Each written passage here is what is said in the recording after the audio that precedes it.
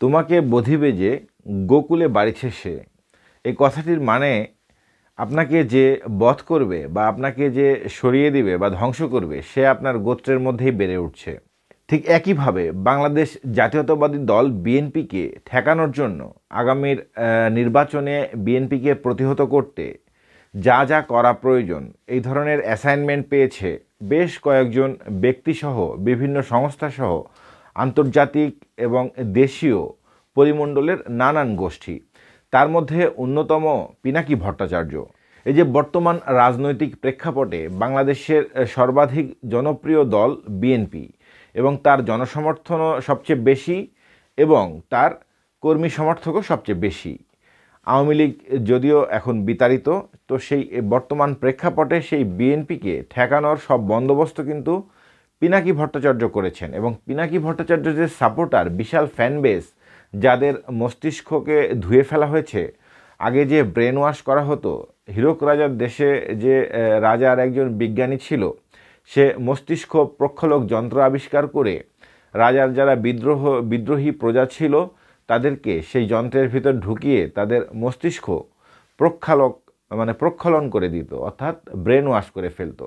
ঠিক একইভাবে এই পিনাকি ভট্টাচার্যের মতো লোকজন, যে এই যে আপনাদের গোত্রের মধ্যে বা আমাদের স্বজাতীয় একজন লোকজন, যদিও অন্য ধর্মের, আল্লাহ খুদার নাম মুখে নিলেও সে হিন্দু ব্রাহ্মণ, তো সেই স্বগোত্রীয় লোকটি বেড়ে উঠছে এই বিএনপিকে ঠেকানোর জন্য আগামী নির্বাচনে। এবং তার জন্য যা যা করা প্রয়োজন সে সব কিছুই করছে। আমি এখানে উদাহরণ দিয়ে বলবো, আমার কথা না, এখানে তার নিজের কথা এবং সে কি বলেছে, কি ধরনের মিথ্যাচার করেছে, ডাহা মিথ্যাচার করেছে, সেই মিথ্যাচারটি আপনাদের সামনে হাজির করব। তাহলে বুঝতে পারবেন যে এমন কোনো অপকর্ম, এমন কোনো মিথ্যাচার, এমন কোনো ষড়যন্ত্র, কোনো কিছুই বাদ রাখবে না এই বাংলাদেশ জাতীয়তাবাদী দল বিএনপিকে সামনের নির্বাচনে ঠেকানোর জন্য। এখন এটা আপনাদেরকেই প্রতিহত করতে হবে। আমাদের স্বগোত্রীয় এই লোকটিকে যদি প্রতিহত করা না যায়, তো এই যে তোমাকে বধিবে যে গোকুলে বাড়িছে সে কিন্তু আপনাকে বধ করেই ফেলবে। বিএনপিকে ঠেকানোর জন্য পিনাকি ভট্টাচার্য একের পর এক ভিডিও বানিয়ে যাচ্ছে। শুধু ভিডিও বানানোর উপরেই সীমাবদ্ধ নয়, তার আগে সে জনমত জরিপও করেছে। সেই জনমত জরিপে দেখা যাচ্ছে যে আগামীর এই মুহূর্তে বাংলাদেশের ভোট হলে বাংলাদেশ জামাতে ইসলাম এককভাবে সংখ্যাগরিষ্ঠতা পাচ্ছে, সেখানে বিএনপির কিন্তু কোনো স্থান নেই। তো এই ধরনের ভিডিও বা তার যে সেই জনমত জরিপ নিয়ে আমার ভিডিও রয়েছে, আমি এই ডেসক্রিপশন বক্সে দিয়ে দেব। এছাড়া সর্বশেষ ভিডিওতে যে মিথ্যাচার করেছে বিএনপির রাষ্ট্র মেরামতের যে 31 দফা, সে 31 দফা নিয়ে সে মিথ্যাচার করেছে। এবং মিথ্যাচার করে এই যে গত জুলাই আগস্টে যে ছাত্র গণ অভ্যুত্থান হলো, দীর্ঘদিনের স্বৈরাচার এবং ফ্যাসিস্ট শেখ হাসিনা পলায়ন করলো এবং এই ছাত্রদের নেতৃত্বে, ছাত্রদের যে বৈষম্য বিরোধী ছাত্র আন্দোলনের ব্যানারে দল মত ধর্ম বর্ণ নির্বিশেষে সরকারের বিরুদ্ধে রাজপথে গিয়ে আন্দোলন করলো, সেই ছাত্রদেরকে বিএনপির প্রতিপক্ষ হিসেবে দাঁড় করানোর জন্য সে ডাহা মিথ্যাচার করছে। সে মিথ্যাচারটা কি আপনারা একটু শুনুন। সে বলতে চাচ্ছে যে বিএনপির যে রাষ্ট্র মেরামতের 31 দফা, সেই দফার মধ্যে জুলাই আন্দোলনে যেই বীর ছাত্ররা জীবন দিয়েছে তাদের স্মরণ করা হয় নাই, তাদের কোনো দফা রাখা হয় নাই। সেখানে জুলাই আন্দোলনের সাথে 1971 সালের মুক্তিযোদ্ধাদের নতুনভাবে তালিকা করার যে দফা বিএনপি তার রাষ্ট্র মেরামতের 31 দফার মধ্যে রেখেছে, সেটিকেও দাঁড় করিয়েছে। তো সে কি বলেছে একটু সংক্ষেপে আপনাদেরকে শুনে দেখুন।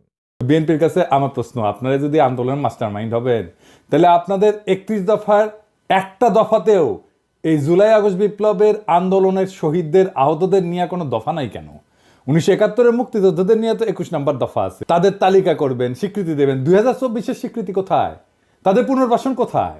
ভুলে যান না, এটা আপনাদের 2001-2006-এর অ্যানালগ দেশ না, এটা প্রযুক্তির বিশ্ব। নির্লজ্জভাবে আন্দোলনের ক্রেডিট নেবেন, আবার এইভাবে ধরা খাইবেন, আবার ক্ষমতায়ও যাইবেন। এত খাইতে চান কেন বাবারা? খাইবেন ভালো কথা, খাওয়ার জন্য তো চাষাবাদ করা লাগে। ছাত্রদের কি হালের বলদ পাইছেন যে তাদের ময়দা খেতে চাষ কইরা ক্ষমতা যাওয়ার স্বপ্ন দেখবেন? এই স্বপ্ন আপনার স্বপ্নদোষ হবে 2026 সালে। এই যে পিনাকি ভট্টাচার্য যে সর্বতভাবে চেষ্টা করছে, শুধু পিনাকি ভট্টাচার্য না, তাদের গ্রুপে অনেক লোকজনই রয়েছে এবং তারা সবচেয়ে বেশি বাংলাদেশের বিশাল সংখ্যক একজন বাংলা ভাষাভাষী যারা কন্টেন্ট দেখে তাদের কিন্তু জনপ্রিয় খুবই। তারা যদি সে যদি উদাহরণস্বরূপ যদি বলা হয় যে আজকে এই জায়গায় যে আপনাদের গু খেতে হবে, আপনারা অনেক লোকজনই আছেন আপনারা কিন্তু গু খেতেও প্রস্তুত রয়েছেন। তো বিএনপির যে এই 31 দফা নিয়ে সে মিথ্যাচার করলো, বিএনপির এই রাষ্ট্র মেরামতের 31 দফাটি ঘোষণা করা হয়েছিল 2023 সালের 17 জুলাই এবং বিএনপি চেয়ারপারসনের গুলশান কার্যালয়ে মহাসচিব মির্জা ফখরুল ইসলাম আলমগীর এই দলের 31 দফার বিভিন্ন দিক নির্দেশনা তুলে ধরেছিলেন সংবাদ সম্মেলন করে। তো সেই সংবাদ সম্মেলনের যে বিষয়টি, এটি আমি আপনাদেরকে যে স্ক্রিনশটে এখানে কিন্তু দেখিয়ে দিচ্ছি যে এই যে 17 জুলাই 2023 সালে সেই বিষয়টি হয়েছিল এবং সেই 31 দফার যে অন্যতম দফাগুলো একটু হালকা একটু শোনাতে চাই। এই রাষ্ট্রকে মেরামত ও পুনর্গঠন করিতে হইবে। দেশের জনগণের হাতেই দেশের মালিকানা ফিরাইয়া দেওয়ার লক্ষ্যে বর্তমান ফ্যাসিস্ট সরকার হটানোর আন্দোলনে অংশগ্রহণকারী রাজনৈতিক দলসমূহের সমন্বয়ে একটি জনকল্যাণমূলক জাতীয় ঐকমত্যের সরকার প্রতিষ্ঠা করা হবে। 1 বছর পরে অর্থাৎ জুলাই 2024 সালে আন্দোলন শুরু হলো এবং 5 আগস্টে শেখ হাসিনা পালালো। সেই আন্দোলনে কয়েক হাজার বীর ছাত্ররা জীবনও দিল। তো সেই বীর ছাত্রদের জীবন দেওয়া 1 বছর আগের যে বিএনপির রাষ্ট্র মেরামতের 31 দফা, তার সামনে এবং তাদের কথা কেন বিএনপির 31 দফার মধ্যে নেই সেই বিষয়টি এনে সে ছাত্রদেরকে প্রতিপক্ষ হিসেবে বিএনপির সামনে দাঁড় করিয়ে দিচ্ছে। তো 1 বছর আগে কিভাবে বিএনপি জানতে পারে যে এই জুলাই 2024 সালে এই ধরনের ছাত্র গণ অভ্যুত্থান হবে এবং সেখানে বেশ কয়েক হাজার ছাত্র মারা যাবে? সেই দফা কিভাবে বিএনপি তার ভিতরে সন্নিবেশিত করতে পারে? এই বিষয়টি আপনারা বিবেচনা করুন যে কী ধরনের মিথ্যাচার করছে।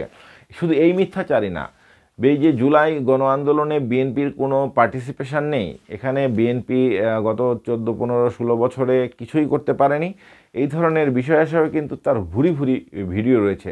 তো আমার এই ডেসক্রিপশন বক্সে তার সেই নির্লজ্জ মিথ্যাচারের ভিডিওর লিঙ্কও থাকবে। এর আগে বিএনপিকে পরাজিত করে জামাতকে জয়ী করে যে তার মতামত জরিপ, সেই বিষয়ে আমি ভিডিও বানিয়েছি। শুধু পিনাকি ভট্টাচার্য না, ডক্টর কনক সারোয়ার আরও একজন সাংবাদিক, সেও এই ধরনের মতামত জরিপ করেছে। সেখানে জামাতকে এককভাবে জয়ী করা হয়েছে।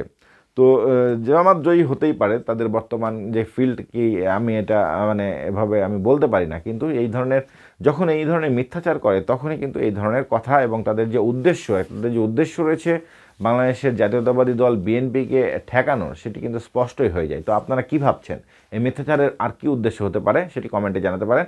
ভালো থাকবেন, সুস্থ থাকবেন। বর্তমানে বাংলাদেশের যে খুবই টালমাটাল রাজনৈতিক পরিস্থিতি নিয়ে অন্য একটি ভিডিও নিয়ে অন্য একদিন আপনাদের সামনে হাজির হব। সেই পর্যন্ত ভালো থাকবেন, সুস্থ থাকবেন, সুন্দর গণতান্ত্রিক বাংলাদেশ বিনির্মাণের সারথি হবেন। ধন্যবাদ।